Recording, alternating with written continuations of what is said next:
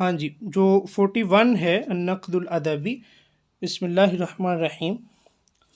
من الذی سماہ عمر بن الخطاب رضی اللہ عنہ قاضی الشعراء، کہ حضرت عمر رضی اللہ تعالی عنہ انہوں نے کن کا نام رکھا؟ قاضی الشعراء. اچھا، ان کا ایک اور لقب بھی ہے اشعر الشعراء. تو یہ بھی آپ یاد رکھیں، یہ انٹرویوز کے کویسچن ہیں، انٹرویو کویسچنز ہیں. وہاں پہ اس طرح سے کویسچن پوچھ لیتے ہیں کہ من ہوا اشعر الشعراء عند عمر ابن الخطاب رضی اللہ عنہ، کہ ان کے نزدیک اشعر الشعراء کون ہے. من ہوا قاضی الشعراء، ٹھیک ہے، عند عمر ابن الخطاب. تو اس طرح پوچھ لیتے ہیں. تو وہ کون ہیں جی؟ وہ زہیر بن ابی سلمہ ہے. اچھا 42 ہے جی، عمن قال عمر الفاروق رضی اللہ عنہ كان لا يعاذل بين الكلام لا يتبع حوشيه ولا يمدح الرجل الا بما فيه. یہ بھی حضرت عمر رضی اللہ تعالی عنہ نے انہی کے بارے میں فرمایا تھا، یعنی کہ زہیر بن ابی سلمہ. کیا فرمایا تھا کہ کان لا يعاذل، يعاذل ہوتا ہے ادغام کرنا، ملانا بین الکلام. کانسیپٹ یہاں پہ یہ ہے کہ جیسے آج کل کی ریسرچ ہو رہی ہے نا، کتابیں لکھی جا رہی ہیں، کتابیں چھپ رہی ہیں، کہ جو مصنف ہوتا ہے، جو رائٹر ہوتا ہے، اس کا اپنا ذاتی ایک لفظ تک نہیں ہوتا. لفظ تو میں دور کہہ رہا ہوں، ایک حرف بھی، ایک سمپل، ایک جسٹ الفابیٹ، ایک آرٹیکل، ایک لیٹر، سوری، یہ بھی نہیں ہوتا. ٹھیک ہے، بس کوئی ادھر سے 4 پیج 4 ٹاپک کاپی کے، ادھر سے کاپی. تو یہ یعازل بمعنی مدغم بین الکلام، کہ وہ اس طرح کلام کا ادغام نہیں کرتے، اس طرح لوگوں کی باتیں اکٹھی نہیں کر کے اپنے شعر بنا لیتے.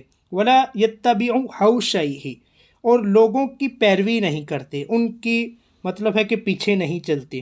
ولا یمدح الرجل الا بما فیہ، اور کسی کی مدح نہیں کرتے کسی بندے کی سوائے اس کے کہ جس میں کوئی اچھائی ہو. یعنی کہ جس کی مدح کریں گے تو جو ان کا ممدوح ہوگا، تو جو یہ کہہ رہے ہیں وہ اس میں موجود ہوگی، وہ چیز، وہ صفت. ٹھیک ہے، تو یہ مطلب تھا کہ لا یعازل بین الکلام، کہ یہ ایسے جوڑ توڑ نہیں کرتے کہ اس سے اپنا شعر بنا لیں، کوئی ادھر سے 2 لفظ لیے کسی کے، کوئی سی کے.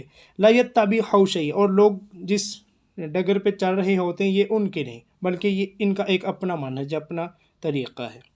اچھا 43 ہے جی، من کان شاعر الشعراء فی رأی عمر ابن الخطاب. اب آپ دیکھ لیں، شاعر الشعراء، قاضی الشعراء، اشعر الشعراء، ٹھیک ہے، یہ سارے القابات ہیں حضرت زہیر بن ابی سلمہ کے عند عمر ابن الخطاب رضی اللہ عنہ. 44 ہے جی، عمن قال ابو بکر الصدیق رضی اللہ عنہ احسنهم شعرا اعذبهم بحرا وابعدهم قعرا. یہ انہوں نے نابغہ زبیانی کے بارے میں. اب اپنے یہ چیزیں سیپریٹ کرنی ہے، یہ چیزیں، یہ بڑے کانسیپٹ ہوتے ہیں ریٹن کے حوالے سے بھی، انٹرویو کے حوالے سے بھی، کہ اب حضرت عمر جو ہیں ان کے نزدیک اشعر الشعراء کون ہیں؟ زہیر ہے، اور حضرت ابو بکر جو صدیق ہیں ان کے نزدیک نابغہ زبیانی. اور یہ انہوں نے ان کی تعریف میں کیا کہا تھا؟ انہوں نے کہا تھا کہ احسنہم شعرا، کہ یہ سب سے اچھا شعر کہتے ہیں ان میں سے، یعنی عربوں میں سے، اپنے ہم عصر شعراء میں سے.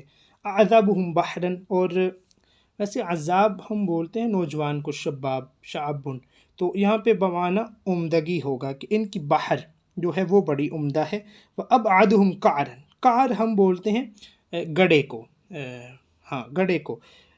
تو ابعدہم قعرا کا مطلب ہے کہ یہ بڑا دور ہوتے ہیں گڑے سے، یعنی کہ ان کا شعر جو ہے غلطیوں سے، جن کو ہم بولتے ہیں کہ عروض کی غلطیاں، بحر کی غلطیاں، اور جو عربوں کے ہاں جو مروج تھیں، ٹھیک ہے، کچھ شعراء جن غلطیوں کا ارتکاب کرتے تھے تو وہ کہتے ہیں کہ ان کی بحر، ان کا شعر جو ہے ان سے بہت دور ہے. احسنہم شعرا، ان کا شعر بہت اچھا ہے، اور ان کی بحر بہت عمدہ ہے، اور غلطیوں سے بہت دور ہے. 45 ہے جی، من الشاعر الذی کان یقدمہ ویفضلہ ابو بکر رضی اللہ عنہ علی باقی الشعراء، کہ یہ وہی بات ہے، نابغہ زبیانی کو مقدم کرتے تھے حضرت ابو بکر صدیق، اور فضیلت دیتے تھے باقی ہم عصر شعراء پر. یہ اب چیز نوٹ کر لیں کہ نابغہ کن کے نزدیک ہے اور زہیر کن کے نزدیک ہے. اب آگے بات آ گئی حضرت علی رضی اللہ عنہ. 46 ہے، عمن قال الامام علی رضی اللہ عنہ لم یقل الشعر لرغبت او لرہبت وکان احسنہم نادرا واسبقہم بادرا۔ اب آپ دیکھیں انہوں نے یہ کس کے بارے میں فرمایا؟ انہوں نے امرؤ القیس کے بارے میں فرمایا۔ اب آپ کو پتہ چل جائے گا کہ حضرت علی ان کے نزدیک امرؤ القیس اشعر الشعراء ہے، اور حضرت ابوبکر صدیق ان کے نزدیک نابغہ ہے، اور حضرت عمر ان کے نزدیک زہیر ہے۔ تو حضرت علی رضی اللہ عنہ انہوں نے تعریف کی امرؤ القیس کی، فرمایا کہ لم یقل الشعر، کہ یہ شعر نہیں کہتا، لرغبت، رغبت کے لیے، او لرہبت یا ڈر کے لیے، یعنی کہ نہ تو یہ مال کا لالچ کرتا ہے اور نہ کسی کے ڈر کے مارے، کسی سے خوف کھا کے شعر کہتے ہیں۔ وَكَانَ أَحْسَنُهُمْ نَادِرًا، کہتے ہیں جی جو نادر اشعار ہیں، جو عربوں کا شعر، مطلب ہے کہ شعری کلام ہے زمانہ جاہلیت کا، یہ کیا ہے؟ اس میں سب سے احسن ہے، سب سے اچھا ہے، اس نایاب کلام میں بھی یہ سب سے اچھا ہے۔ وَأَسْبَقُهُمْ بَادِرًا، بادرہ ہم کہتے ہیں کہ یہ جو تشبیہات، استعارات، یہ جو اشارے کنائے استعمال ہوتے ہیں، وَأَسْبَقُهُمْ یہ ان میں سبقت لے جانے والا ہے ان سب پر۔ تو یہ آپ جن لوگوں کا لگاؤ ہے وہ اس چیز سے بخوبی واقف ہیں کہ امرؤ القیس نے جو تشبیہات، استعارات اور کنایات کا استعمال کیا ہے، اس کی مثال دوسرے جو سبع معلقات والے یا سبع عشرہ آپ کہہ لیں کہ جو باقی تین بھی کاؤنٹ ہوتے ہیں، زمانہ جاہلیت کی جتنی شاعری ہے، اس طرح کے اشارے کنائے، یہ جو مطلب ہے کہ بلاغی پہلو ہیں، حسن ہے، وہ اس میں نظر آتا ہے۔ تو اس لیے حضرت علی رضی اللہ عنہ انہوں نے فرمایا کہ اس کی شاعری نایاب ہے ان میں سب سے، اور سب سے زیادہ اس نے اشاروں کنایوں کا استعمال کیا ہے، مطلب ہے کہ ان دونوں پہلوؤں میں امرؤ القیس کو سبقت حاصل ہے اپنے دوسرے ہم عصر شعراء پر۔ اچھا جی 47 ہے من الذی اصدر الفتوى بأن الحجاء باطل لا يصلح فی قضیۃ حجاء الحتیہ حتیئہ، اس کا اصل پروننسیشن ہے حتیئہ، لزبرقان۔ اب یہ جو حضرت زبرقان ہے اور حتیئہ ہے، یہ زبرقان قصہ کچھ اس طرح سے ہے، میں تھوڑا سا بتا دوں کہ زبرقان انہوں نے اپنے گھر اس کو رکھ لیا تھا حتیئہ کو، ٹھیک ہے، تو لیکن اس کو کسی اور نے لالچ دیا کہ آپ میرے ہاں آ جاؤ، تو جس بندے نے لالچ دیا وہ حضرت زبرقان کا مخالف تھا، تو یہ حتیئہ لالچ میں آ کے اس کے پاس چلا گیا اور اس نے اس کے کہنے پہ حضرت زبرقان کی حجب کہہ دی، ٹھیک ہے، تو انہوں نے کیس کر دیا۔ تو جب کیس کیا تو اس وقت حضرت عبداللہ بن عباس انہوں نے فتویٰ جاری کیا کہ اس نے یہ جو ہجا کی ہے یہ ٹھیک نہیں ہے۔ پھر یہ زمانہ تھا حضرت عمر رضی اللہ تعالیٰ عنہ، پھر اس کو قید کر دیا گیا تھا، ٹھیک ہے۔ تو یہ وہی بات ہو رہی ہے 47 من الذی اصدر الفتوى بان الحجاء باطل لا يصلح، کہ وہ کون تھے جنہوں نے فتویٰ دیا تھا کہ یہ جو اس نے حجب کی ہے حتیئہ نے حضرت زبرقان کی، یہ ٹھیک نہیں ہے، تو وہ حضرت عبداللہ بن عباس تھے۔ اچھا 48 یہ بہت امپورٹنٹ ہے، ہر پیپر میں آتا ہے، 17 20 21 ابھی بھی شاید 22 والے میں بھی تھا، اور انٹرویو میں بھی پوچھتے ہیں۔ حضرت عبداللہ بن عباس کا قول ہے کہ اذا قرأتم شيئا من کتاب اللہ فلم تعرفوه فاطلبوه في اشعار العرب فإن الشعر دیوان العرب۔ کیا فرماتے ہیں کہ جب تم قرآن پاک سے کچھ پڑھو تمہیں اس کی سمجھ نہ آئے تو فاطلبوه في اشعار العرب، تو اس کو تلاش کرو اشعار عرب میں سے، ٹھیک ہے، کیونکہ جو شعر ہے وہ دیوان العرب ہے، فإن الشعر دیوان العرب، ٹھیک ہے۔ تو یہ ان کا حضرت عبداللہ بن عباس ان کا قول ہے۔ 49 ہے جی من الذی کان اذا سئل عن شیء من القرآن انشد فیہ شعرا، کہتے عبداللہ بن عباس ایسی شخصیت ہے کہ جب ان سے کسی چیز کے بارے میں، یعنی کہ قرآن پاک میں سے کسی چیز کے بارے میں کویسچن ہوتا تو وہ اس کی تشریح کے لیے، اس کی وضاحت کے لیے کوئی عربوں کا شعر پڑھتے تھے، ٹھیک ہے، تو وہ کون تھے؟ حضرت عبداللہ بن عباس تھے۔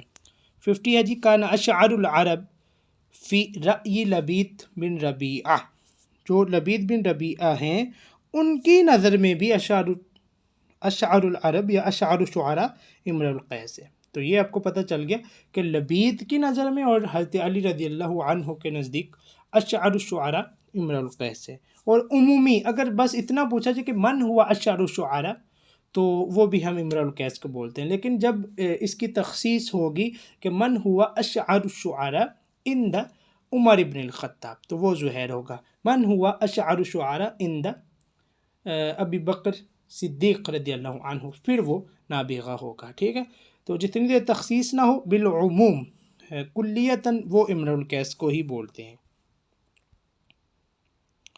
اچھا 51 ہے جی کان اشعر العرب فی رأی الحطیئہ، حطیئہ کے نظر میں کون ہے جی؟ ابو داود الایادی ہیں، یہ انہی کی نظر ہے، انہی کا ہی موقف ہے۔ اچھا 52 میں من القائل خیر الشعر الحول المحقق، اچھا محقق یہ جو چھوٹے کشمیر والے کاف سے ہوتا ہے، اس کا مطلب ہوتا ہے کہ جس کو بڑا، جس کی کانٹ چھانٹ کی جائے، مطلب ہے کہ جس کی بڑی تہذیب ہو، جس کو بنایا سنوارا جائے۔ تو آپ کو اس بات کا علم ہوگا کہ جو ان کی شاعری ہے نا زہیر بن ابی سلمہ کی، ان کو ہم ایک نام دیتے ہیں حولیات۔ حولیات کیوں کہتے ہیں؟ کیونکہ کہتے ہیں کہ یہ جو بھی اپنا قصیدہ لکھتے تھے اس کو مکمل کرتے کرتے اس پہ ایک حول، ایک پورا سال لگ جاتا، کہ پہلے 4 ماہ کوئی قصیدہ لکھتے، پھر 4 ماہ اس کو بناتے سنوارتے رہتے، ٹھیک ہے، کبھی کوئی مصرع کم کر دیا، کوئی اضافہ کر دیا، پھر 8 ماہ ہو جاتے، پھر یہ اس کو بڑے بڑے شعراء کے سامنے پیش کرتے، ٹھیک ہے، تو پوری اس کی تصدیق کر کے ویریفیکیشن کر کے 1 سال کے بعد یہ جو ان کے ہاں سوکھ اوقاز ہوتا ہے، جو ظلم جنہ کچھ بھی جہاں پہ میلے لگتے، پھر یہ پیش کرتے، یعنی کہ پورا پروسیس چلتا، اس لیے ان کی شاعری کو حولیات کے نام سے منسوب کیا جاتا ہے۔ تو یہ محقق اس معنی میں ہے کہ خیر الشعر الحول المحقق، کہ سب سے بہتر شعر وہ ہوتا ہے کہ جس پہ پورا سال گزر جائے، جس کی ترغیب و ترہیب پہ، ٹھیک ہے نا، تہذیب کانٹ چھانٹ پہ، یہ حطیئہ نے کہا تھا۔ 53 ہے جی الفترة الزمنية التي تبدأ بخلافة معاوية من أبي سفيان وتنتهي باستيلاء العباسيين على الحكم یا على الحكم تسمى العصر الأموي۔ تو یہ زمانہ جو عباسیین نے جب جھنڈا اٹھایا، جب ان کے ہاں پرچم آیا، انہوں نے حکومت سنبھالی، تو وہاں تک کا جو زمانہ ہے وہ عصر اموی کہلاتا ہے، جس کی ابتدا حضرت امیر معاویہ رضی اللہ عنہ ان سے ہوئی ہے، ٹھیک ہے۔ اچھا 54 ہے جی اصبح الشعر ثناءة يتكثب بها صاحب حافی فی العصر الاموی۔ یہ آپ کو پتہ ہے کہ جب عصر اموی آیا تو اس میں جو شعر تھا یہ ایک پیشے کی حیثیت اختیار کر گیا، کہ جو شاعر تھے وہ اس سے کمائی کرنے لگے۔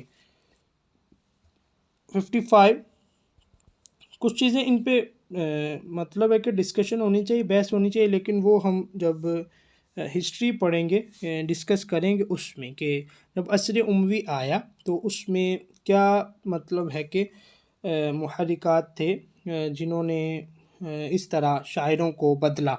تو لیکن اموی عصر میں شعراء نے اپنی شاعری کو کمائی کا ذریعہ بنا لیا تھا، ٹھیک ہے۔ 55 ہے جی فی العصر الاموی نما الشعر یا نما الشعر وازہر فی ثلاثۃ معاقل یا مواطن، کہ عصر اموی میں شعر نے نمو پائی اور یہ بڑا، یہ پھلا پھولا 3 معاقل میں، 3 علاقوں میں، 3 آپ مواطن کہنے، 3 وطنوں میں۔ تو وہ کون تھے؟ حجاز تھا، عراق تھا اور شام تھا۔ 56 ہے جی الشعراء المتحررون مثل عمر ابن ابی ربیعۃ وابن قیس الرقیۃ والاحوث حملوا لواء الغزل الاباحی۔ اب آپ یہ کانسیپٹ سمجھ لیں، بہت ڈیپ کانسیپٹ ہے، جب میں تیاری کرتا رہا ہوں تب بھی اس پہ بار بار بحث ہوتی تھی، لیکن آپ یہیں اسی سٹیج پہ اس کو کلیئر کر لیں۔ جو شاعری ہے نا، جو غزل ہے، جس کو ہم غزل بولتے ہیں، اردو میں آپ کو پتہ ہے غزل کس کو بولتے ہیں، تو غزل جو ہے اس کی 2 قسمیں ہیں، 2 بڑی قسمیں ہیں، ایک ہے غزل اباحی اور دوسری ہے غزل عفیف۔ ایک غزل اباحی ہے، دوسری غزل عفیف ہے۔ غزل اباحی کیا ہے؟ غزل اباحی کو ہم انگلش میں بولتے ہیں کہ یہ رومانٹک پوٹری ہوتی ہے، رومانٹک پوٹری، ٹھیک ہے۔ یا اس کو رومانٹک لو پوٹری بولتے ہیں. دوسری ہے غزل عفیف، اس کو ہم پلیٹونک لو پوٹری بولتے ہیں. پلیٹونک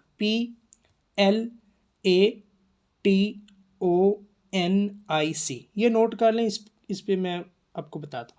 پلیٹونک ہے PLATONIC، پلیٹونک لو پوٹری. اب دیکھیں کہ جو غزل اباحی ہوتی ہے نا، رومانٹک پوٹری، اس میں کیا ہوتا ہے، اس میں جو ظاہری محبت ہوتی ہے، مطلب ہے کہ ایک اس میں ظاہری مطلب ہے کہ حسن، مطلب ہے کہ اپنے محبوب کے عشق میں جو اس کے ظاہری ہیں، مطلب ہے کہ اس کا چہرہ کیسے ہے، ناک کیسے ہے، منہ کیسے ہے، ہونٹ کیسے، اس طرح مطلب ہے کہ ان پہلوؤں کو بیان کرنا، اس کو ہم بولتے ہیں رومانٹک پوٹری، اور اس کا نام ہے غزل اباحی عربی.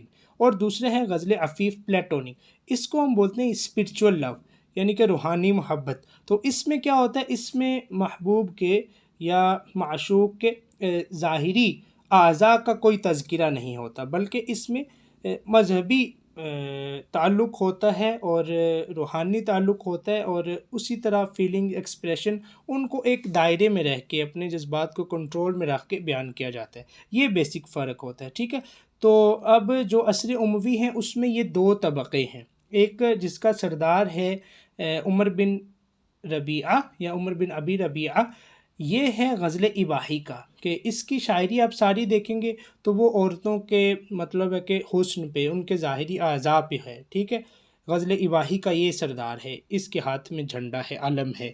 اور ایک کو سید عزہ ہے یا جمیل بثینہ ہے. یہ دونوں، جمیل بثینہ زیادہ آپ کہہ لیں کہ وہ دوسرے طبقے کا سردار ہے، کہ جو غزل عفیف ہے، کہ مطلب ہے کہ جن کی پوٹری میں ظاہری اعضاء کا یا ان ظاہری اوصاف کا کوئی لینا دینا، ان کا تذکرہ نہیں ہے، بلکہ وہ بات کرتے ہیں، شعر تو کہتے ہیں، غزل کہتے ہیں، اپنے محبوب کے بارے میں کہتے ہیں، لیکن وہ ایک دائرے میں رہتے ہیں، ظاہری اوصاف کو ڈسکس نہیں کرتے. یہ چیز اچھے سے سمجھ آ گئی نا آپ کو غزل اباحی اور غزل عفیف کی. اچھا، تو یہ بات یہاں پہ کر رہے ہیں کہ یہ جو الشعراء المتحررون ہیں، جن کے نام انہوں نے بیان کیے، کہ عمر بن ابی ربیعہ ہے، ابن قیس الرقیات ہے، اور احوص ہے، یہ غزل اباحی والے ہیں. اور دوسرے 57 میں آپ دیکھیں تو 57 میں جو ہیں الشعراء المحافظون، جیسے قصیر عزہ ہے، جمیل بثینہ ہے، ایک دو اور بھی ہیں، یہ غزل عفیف والے ہیں. اچھا، 58 ہے جی، لمن قال لجریر، جریر نے کس کو کہا تھا، کس کے لیے جریر نے بولا، جریر فاعل ہے، لمن قال جریر انت اشعر اہل جلدتک، کہ تو چمڑے والوں کا شاعر ہے. ٹھیک ہے، تو یہ جو تھا نا نصیب بن رباح، جس کا لقب جس کی کنیت ابو محجن ہے، تو اس کا جو قبیلہ تھا وہ چمڑے کا کاروبار کرتا تھا. تو انہوں نے جریر نے اس کو تانا دیا تھا کہ انت اشعر، یعنی کہ اہل جلدت، کہ جو وہ تیرے قبیلے والے چھوٹے موٹے شاعر ہیں نا، تو انہی میں سب سے بڑا شاعر ہے، دوسرے یعنی کہ ہم جیسے شاعروں سے تیرا کوئی مقابلہ نہیں ہے. 59 من قال، یہ اب دیکھیں، یہ جو نصیب بن رباح ہے، اس کا نام یہاں پہ کیوں آیا ہے، یہ ایک ناقد بھی ہے، یہ بہت اچھا ناقد ہے عصر اموی کا. ٹھیک ہے، تو اب آپ دیکھیں اس کا نقد دیکھیں، کہ اس نے بولا تھا، یہ آپ نام اپنے ذہن میں رکھنے ہیں دو طبقوں کے، کہ غزل اباحی والا وہ ہے عمر بن ابی ربیعہ، اور غزل عفیف والے قصیر عزہ اور جمیل بثینہ. نصیب بن رباح، یہ جو ابو محجن نصیب بن رباح ہے، اس نے نقد کیا ہے ان ساری ذاتوں پہ، ان ساری شخصیات پہ. اب آپ دیکھیں اس کی باتیں، کہ من قال جمیل امامنا وعمر بن ربیعہ اوصفنا لربات الحجال وقصیر ابکان علی الدمن وامدحنا للموت. یہ اس نے بیان کیا ہے، نقد کیا ہے، نقد. اب نقد کی پریکٹیکل ایگزامپلز آپ دیکھ رہے ہیں، کہ نصیب بن رباح ابو محجن، اس نے کہا کہ جمیل جو ہے، یعنی جمیل بثینہ، وہ ہمارا امام ہے. وعمر بن ابی ربیعہ اوصفنا لربات الحجال. اچھا، حجال جو ہے نا، یہ ایک طائر احمر ہوتا ہے، ایک سرخ پرندہ ہوتا ہے جو پہاڑوں پہ بیٹھتا ہے یا اس کا مسکن ہوتا ہے پہاڑ. اور ربات ہم مطلب ہے کہ ایسی چال کا نام ہے، ایسے مطلب ہے کہ چلنے کا نام ہے کہ جس میں کیا ہو، آپ کہہ سکتے ہیں جس میں ثقل ہو. اب آپ کو میں کیا الفاظ بولوں، مطلب ہے کہ عورتوں کی چال آپ کہہ سکتے ہیں. ربات الحجال یہ ایک ایکسپریشن ہے، ہم یوز کرتے ہیں عورتوں کے اوصاف میں، کہ اس نے نصیب بن رباح نے کہا تھا کہ جو جمیل ہے وہ ہمارا امام ہے، اور جو عمر بن ربیعہ ہے اس نے ہمارے لیے بیان کیے، اس نے بیان کیے اوصاف، عورتوں کے اوصاف. ٹھیک ہے. وہ قصیر، اور جو قصیر عزا ہے، اب کان علی الدمن، دمن کہتے ہیں جیسے وہ اس کا بھی ہے نا زہیر کا دمنۃ لم تکلمی، کہ دمنہ کہتے ہیں بقیہ آثار کو، کہ گھر سارا تباہ ہو گیا، برباد ہو گیا تو اس کے جو بقایا، یعنی کہ بقایا آثار الدار، کہ جو اس کے گھر کے بقیہ اثرات ہوتے ہیں ہم ان کو دمنتن کہتے ہیں، تو اس کی جمع الدمن. اور قصیر نے ہمیں رلایا ہے اپنے محبوب کے جو اس کے گھر کے بقیہ نشانات تھے وہاں پہ، ٹھیک ہے، ٹیلوں پہ. تو مطلب ہے کہ قصیر عزا کی جو شاعری ہے اس کا مرکز و محور، اس کا مفہوم کیا ہے کہ وہ مطلب ہے کہ اپنے محبوب کی جدائی میں خود بھی روتا ہے اور اپنے پڑھنے والوں کو اور اپنے دور والوں کو بھی رلاتا ہے. تو یہ وہ بیان کر ہے. وہ امدحن للموت، اور قصیر عزا نے مدح کی ہے ہمارے لیے موت کی، یعنی کہ موت کو ہمارے سامنے اس نے اچھا بیان کیا ہے. اس کے دو کو مفہوم آپ لے سکتے ہیں کہ اس نے یا تو ہمیں یہ درس دیا ہے کہ موت سے ڈرتے نہ رہو بھائی، یہ کوئی اتنی بڑی چیز نہیں ہے، سب کو آنی ہے، کوئی مسئلہ نہیں. یا پھر یہ ہے کہ اس نے کیا کیا، وہ امدحن للموت، کہ اپنی شاعری میں قصیر عزا نے موت کا تذکرہ کیا ہے، ہمیں موت کی یاد دلائی ہے، اس سے کہا ہے کہ غافل نہ رہو، موت بھی آنی ہے. ٹھیک ہے. تو یہ نصیب بن رباح کا نقد ہے علی الشعر جمیل بثینہ، علی الشعر عمر بن ربیعہ، ان ساروں کی شاعری پہ، قصیر عزا کے ان سب کی شاعری کیسی ہے، یہ نصیب بن رباح ابو محجن نقد کر رہے ہیں اپنا اس پہ. اچھا 60 آپ دیکھیں، 59 ہو گیا، ہاں جی 60 بھی انہی کا ہے. من قال اما اصدقنا فی شعرہ فجمیل، کہ انہوں نے کہا کہ جو اصدق ہے، ہم سب میں سچا ہے اپنے شعر میں، وہ کون ہے؟ جمیل بثینہ. یہ آپ کو پتہ ہے یہ امام ہے رائد ہے غزل عفیف کا، پلیٹونک لو پوٹری کا. تو یہ سب سے اچھی غزل کہتا ہے، سچی غزل کہتا ہے، مطلب ہے کہ بڑا چڑھا کے بات بیان نہیں کرتا. وَأَمَّا أَوْصَفَنَا لِرَبَّاتِ الْحِجَالِ فَقُصَيْرٌ وَأَمَّا أَكْذَبْنَا فَعُمَرُ بن ابی ربیعہ، کہ جس نے ہمارے لیے عورتوں کے اوصاف بیان کیے وہ قصیر ہے، اور جو ہم سب میں جھوٹا ہے، سب سے بڑا جھوٹا اکذب ہے، وہ عمر بن ربیعہ ہے، اور یہ ایسا ہی تھا.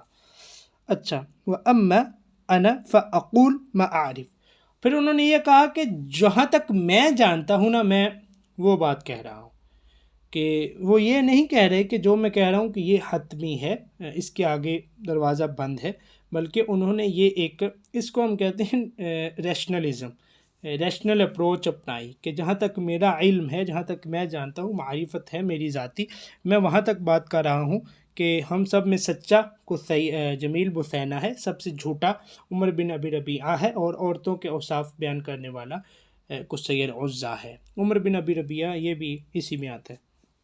اچھا 61 آپ دیکھیں، یہ سارا کیا ہے، یہ ناقدین کا شعراء کے کلام پہ نقد ہے، یہ سارے ناقدین ہیں. یہ نصیب بن رباح ہے، آگے ہشام بن عروہ آ رہا ہے، یہ عصر اموی کے ناقدین ہیں سارے. کہ من قال لا ترو فتياتكم یا فتياتكم شعر عمر بن ابی ربیعہ لئلا يتورطوا في الزنا تورطا، کہ اس نے کہا تھا کہ اپنی بچیوں کو، اپنی نوجوان لڑکیوں کو عمر بن ابی ربیعہ کی شاعری پڑھنے سے روکو، یا انہیں اس کی شاعری نہ پڑھاؤ کہ یہ کہیں بدفعلی میں ملوث یا شامل نہ ہو جائیں. تو یہ ہشام بن عروہ نے کلام کیا تھا کس کے شعر پہ؟ عمر بن ابی ربیعہ کے، کہ اس کی شاعری اچھی نہیں ہے، یہ نہ پڑھنے دو اپنے بچوں کو. اچھا 62 میں فی من یقول ابو المقوم الانصاری ما عصى اللہ بشیء کما عصى بشعر، ما نافیہ ہے کہ ما عصى اللہ بشیء، کہ اس نے نہیں اللہ کی نافرمانی کی کسی چیز میں، کما عصا بشعر، کہ جس طرح اس نے اپنے شعر کے ذریعے اللہ کی نافرمانی کی ہے۔ تو یہ عمر بن ابی ربیعہ کے بارے میں کہ انہوں نے فرمایا تھا، ابو المقوم الانصاری۔ 63 ہے جی، کان من ناقدین غیر الشعراء فی الحجاز فی العصر الاموی، کے حجاز میں عصر اموی میں ایسا ناقد یا ناقدین میں سے اہم شخصیت کہ جو خود شاعر نہیں تھی، وہ سیدہ سکینہ بنت الحسین، ان کا بھی نقد ملتا ہے کتابوں میں، کچھ کوئی زیادہ حصہ نہیں ہے، بالکل نہ ہونے کے برابر۔ اچھا 64 ہے جی، من قال انا امدحهم للملوک وانعتهم للخمر والحمر یا والحمر ای النساء، کہ جو اختل تھا، اختل یہ جو عصر اموی کا بڑا شاعر ہے، اور یہ مطلب ہے کہ شاعر ملوکی ہے، بادشاہوں کا، عبد الملک بن مروان کا ہر دل عزیز شاعر تھا۔ تو اس نے کہا تھا کہ میں بادشاہوں کی سب سے اچھی مدح کرتا ہوں تم سب میں سے، میں امدح ہوں وانعت ہوں، اور اس نے کہا تھا کہ جو شراب کے میں اوصاف بیان کرتا ہوں وہ تو میں سے کوئی نہیں کرتا۔ والحمر، حمر سے مراد یعنی سرخی یعنی کہ عورتیں، یہاں پہ انہوں نے وضاحت بھی دی ہے، ای النساء، کہ عورتوں کے جو اوصاف اور شراب کے جو اوصاف بیان کرنے میں میں تم سب پر فوقیت رکھتا ہوں، اور بادشاہوں کی مدح کرنے میں بھی میں تم سب پر فوقیت رکھتا ہوں۔ تو یہ اختر نے کہا تھا۔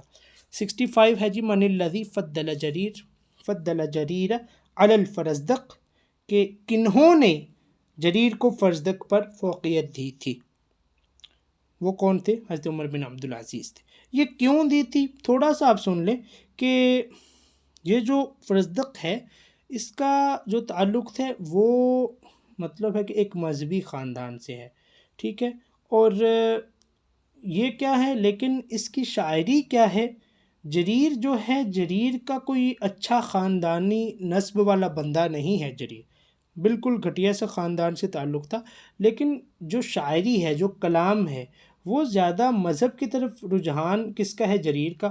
فرزدق اس کو شاعر اہل بیت بھی کہتے ہیں، ٹھیک ہے، اس نے اہل بیت کی شان میں بہت سارے اشعار کہے، بہت سارے قصیدے بھی لکھے، سیدہ امام زین العابدین ان کی شان میں بھی اور بھی، تو لیکن مجموعی طور پہ یعنی کہ بالمجموع آپ کہہ سکتے ہیں کہ حضرت عمر بن عبدالعزیز جریر کو اس پہ فوقیت دیتے تھے۔ باقی جتنے لوگ تھے نا اس کے ہم عصر، جب بھی مقابلے ہوتے تھے ان کے جریر اور فرزدق کے، وہ فرزدق کو ہی اہمیت دیتے تھے اور اسی کو کہتے تھے، لیکن انہوں نے دیا۔ اور یہ جو ہے نا جن کی کتاب ہے تاریخ الادب العربی، ڈاکٹر احمد حسن الزیات، انہوں نے بھی جریر کو فوقیت دی ہے۔ یہ آپ ذہن میں رکھ لیں کہ انٹرویو میں پوچھ لیتے ہیں کہ عصر اموی میں یہ جن کے درمیان لڑائیاں جھگڑے چلتے رہے شعراء میں، تو یہ تین تھے نا، اختل، فرزدق اور جریر، تو پوچھ لیتے ہیں کہ کنہوں نے جریر کو فرزدق پر فوقیت دی ہے؟ تو وہ حضرت عمر بن عبدالعزیز ہیں، اور یہ جو دکتور احمد حسن الزیات ہیں انہوں نے، ٹھیک ہے۔ باقی جو عصر اموی میں ناقدین تھے یا جو مطلب ہے کہ منصفین ہوتے تھے، منصف بیٹھتے تھے ان کے مقابلوں میں، وہ زیادہ تر فرزدق کو ہی اہمیت دیتے تھے، کیونکہ یہ خاندانی نسب والا بندہ تھا، ٹھیک ہے۔ باقی ڈیٹیل میں ہم باتیں کریں گے انشاءاللہ۔ 66 ہے جی، ابرز النحات الذین اسہموا فی النقد۔ اسہم مطلب ہے کہ اہم مقام کسی چیز میں حاصل کر لینا، کوئی اعلیٰ رتبہ حاصل کر لینا، کہ ہے تو وہ بارزین نحو میں، تو لیکن انہوں نے نقد میں بھی ایک اہم مقام پایا، تو یہ سارے ہیں، یحییٰ بن یعمر، عنبس الفیل و ابو عمر بن العلا، یہ تو بہت بڑے ناقد ہیں جو عمر بن العلا ہے۔ اچھا، اور عبداللہ بن اسحاق الخضرمی، تو یہ نحویین ہیں اور ساتھ میں ناقدین بھی ہیں۔ 67 بہت امپورٹنٹ ہے، 2017 میں آیا تھا پیپر میں، من قال لولا شعر الفرزدق لذهب ثلث اللغة، کہ اگر فرزدق کی شاعری نہ ہوتی تو لغت کا تیسرا حصہ ہی چلا جاتا۔ یہ ابو عبیدہ، انہوں نے، ابو عبیدہ یہ بھی بڑے ناقد ہیں، بہت بڑے ناقدین میں آتے ہیں، تو انہوں نے کہا تھا کہ اگر فرزدق کا شعر ہمارے پاس نہ ہوتا، اس کی شاعری نہ ہوتی تو ہمارے پاس جو لغت ہے اس کا تو آدھا حصہ ثلث یعنی 1/3 1/3 یہی چلا جاتا۔ 68 من اہم النقاد فی العراق فی العصر الاموی، تو یہ ساری جو شخصیتیں ہیں عبداللہ بن اسحاق، ابو عمرو بن العلا اور عمران بن الحتان، یہ سارے اصل میں عراقی ہیں، عصر اموی میں ہیں لیکن عراقیین ہیں۔ 69 من الخلفاء والامراء الذين عرفوا بنقدهم وسعت اطلاعهم واحاطتهم باللغة الادب، کہ خلفاء اور امراء میں سے کون سی شخصیت اپنے نقد میں اور اپنے واسع اطلاع یعنی کہ اپنے وسیع علم کی وجہ سے اور ادب کا اور لغت کا احاطہ سب سے زیادہ کرنے کے بارے میں جانی جاتی تھی، تو وہ یہ بھائی جان ساری تھی۔ عبد الملک بن مروان یہ بہت بڑا ادیب بھی تھا، اس کا اپنا کلام بھی ملتا ہے اور بہت بڑا ناقد بھی تھا۔ عمر بن عبد العزیز اور ہشام بن عبد الملک، ٹھیک ہے، یہ بڑی شخصیتیں ہیں ادب میں بھی اور نقد میں بھی۔ 70 ہے اکثر من ساہم من الخلفاء الامویین فی النقد الادب۔ ساہمہ پہلے بھی گزرا کہ پہلے تو ہم نے عمومی بات کر لی کہ یہ جو شخصیتیں ہیں عصر اموی میں انہوں نے مقام حاصل کیا ہے ادب اور نقد میں، لیکن وہ کہتے ہیں کہ ان سب سے زیادہ کس نے دلچسپی لی اور کس نے مقام پایا نقد ادبی میں، تو وہ عبد الملک بن مروان ہے، ٹھیک ہے۔ اچھا 71 ہے جی من الذی جعل من الاخطل اشعار العرب و شاعر بنی امیہ، کہ کس نے بھائی اختل کو اشعار العرب اور شاعر بنو امیہ کا لقب دیا یا بنایا تھا، تو وہ عبد الملک بن مروان تھا۔ 72 میں آ بھی گیا کہ 72 میں اس نے کیا کہا تھا اس سے، اس نے کہا تھا کہ اترید ان اکتب الی الآفاق انک اشعار العرب، کہ کیا تو چاہتا ہے کہ میں آسمان پہ لکھا دوں یا لکھ دوں کہ تو عربوں کا سب سے بڑا شاعر ہے۔ عبد الملک بن مروان جب اس نے یہ ایک قصیدہ ہے جس کو ہم خف القطین بولتے ہیں، خف القطین، قطین آپ کو بولتے ہیں نا، ہم اہل الدار کو کہتے ہیں، مطلب ہے کہ ساکن کو، ساکن ہوگا ہاں، جو کچھ سکونت اختیار کرے، تو یہ قصیدے کا نام ہے۔ تو یہ جب اختل نے بولا تھا تو اس وقت یہ 73 دیکھیں نا کہ مسم القصید التی عندما سمعہ عبد الملک بن مروان، جب اس نے یہ قصیدہ سنا فقال ان لکل قوم شاعرا وشاعر بنی امیہ الاختل، کہ ہر قوم کا ایک شاعر ہوتا ہے، تو ہمارا یا بنو امیہ کا شاعر کون ہے؟ اختل ہے، تو وہ یہ خف القطین تھا۔ 74 یہ بڑا امپورٹنٹ ہے، قد اتفق النقاد یا نقاد علی ان ارق بیت قالته العرب هو هذا البیت ولمن، امرؤ القیس، کہ ناقدین کا جو نقاد ہیں ان کا اتفاق ہے، اجماع ہے، کس بات پہ؟ اس بات پہ کہ عربوں نے جو سب سے عمدہ یا سب سے آپ باریک اس معنی میں کہ سب سے نازک جو شعر کہا ہے وہ یہ والا شعر ہے، اور یہ امرؤ القیس کا ہے، اور وہ شعر کیا ہے؟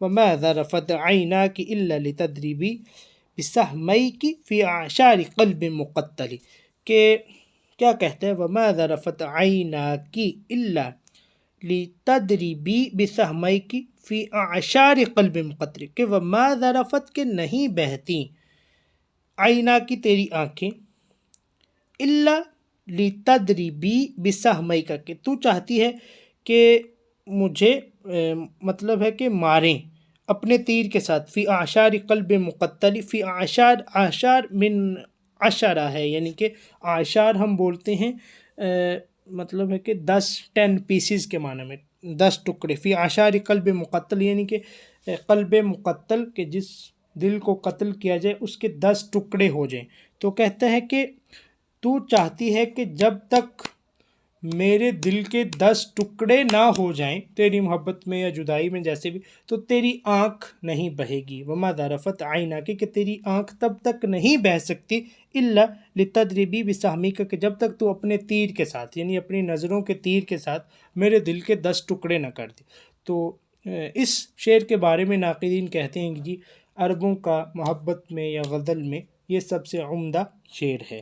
ایک اور شعر ہے جی، اس کا مفہوم میں نے بڑی دفعہ سمجھا ہے، کوشش کرتے ہیں جی 75 ہے قد اتفق النقاد یا نقاد علی ان امدح بیت قالته العرب، کہ جو سب سے مدح میں سب سے اچھا شعر ہے، کہ جس میں سب سے اچھی مدح کی گئی زہیر کا شعر ہے، تو زہیر نے اپنے ممدوح کے بارے میں فرمایا تھا کہ تراہ اذا ما جئتہ متہللا کأنک معتیہ، یہ تعطی نہیں، یہ معطی ہے، معطیہ الذی انت سائلہ۔ اب آپ دیکھیں کہ تراہ، تو نے اس کو دیکھا یا تو اس کو دیکھتا ہے، اذا ما جئتہ متہللا، کہ جب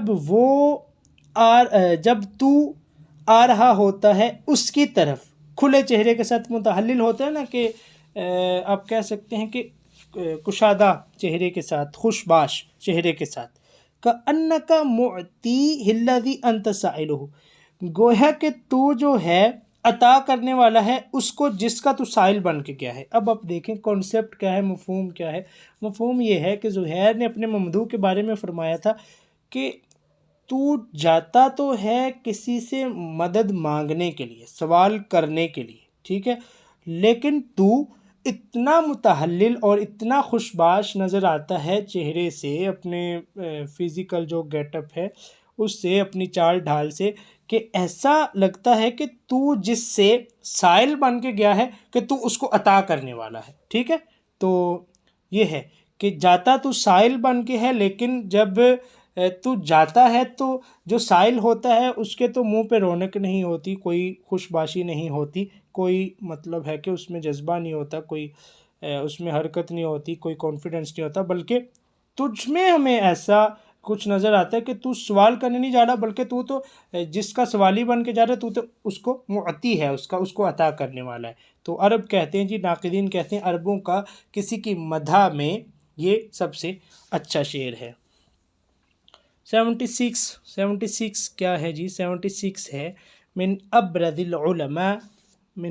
العلماء الروات الاوائل الذين اسهموا في جمع التراث من لغة وادب ونقد،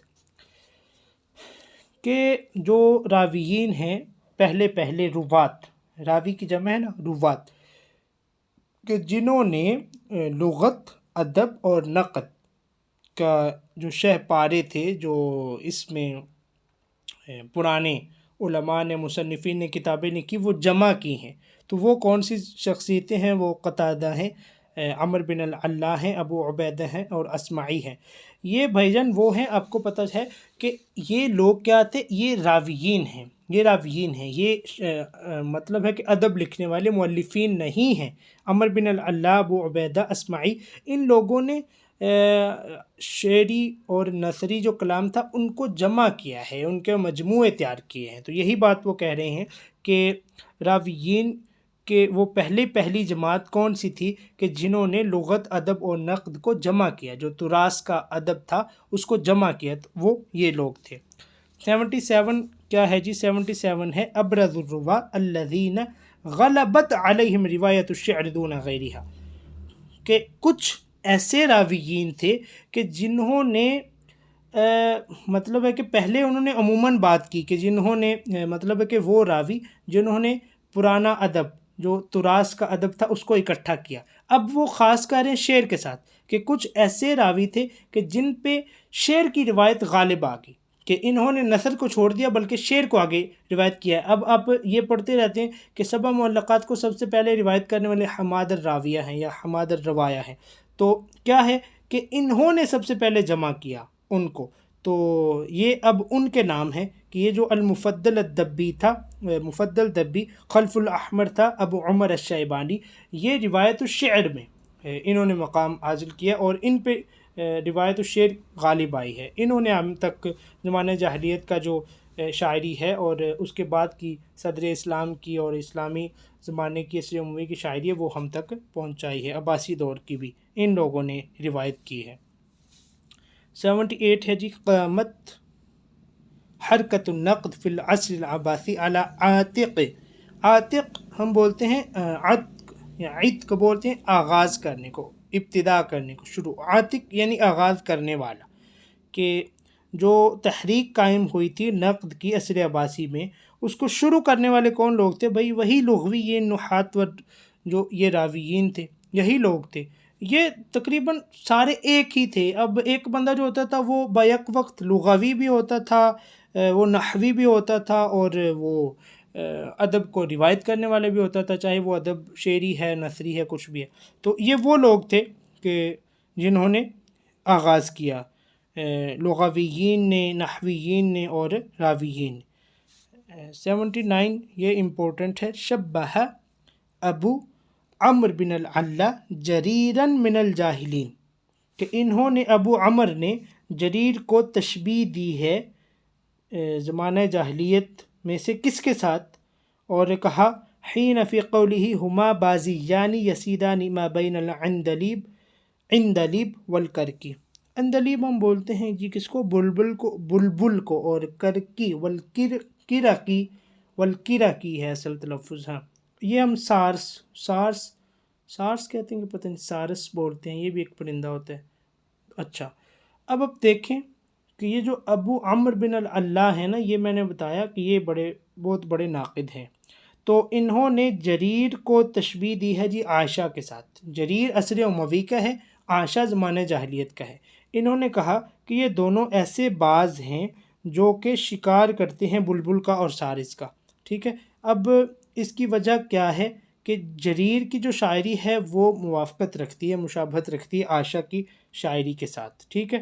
تو اس لیے انہوں نے جریر کو تشبیہ دی ہے عائشہ کے ساتھ۔ اور 80 میں دیکھیں، 80 میں یہ بتا رہے ہیں کہ ابو عمر بن العلا نے جو فرزدق ہے اس کو تشبیہ دی ہے زہیر کے ساتھ، ٹھیک ہے، اور جو اختل ہے اس کو تشبیہ دی ہے نابغہ کے ساتھ۔ اب یہ آپ ذہن میں رکھ لیں، یہ بڑے امپورٹنٹ ہے ٹیسٹ اور انٹرویو کے والے، کہ جو جریر تھا یہ شبہ بھی بالعائشہ، اور شبیہ بالعائشہ، اور فرزدق شبیہ بزہیر، اور جو اختل ہے شبیہ بالنابغہ۔ کس نے تشبیہ دی ہے؟ ابو عمر بن العلا نے۔ 82 میں ہے قد اتفق النقاد على ان طفیل الغنوی اعلم العرب بوصف الخیل۔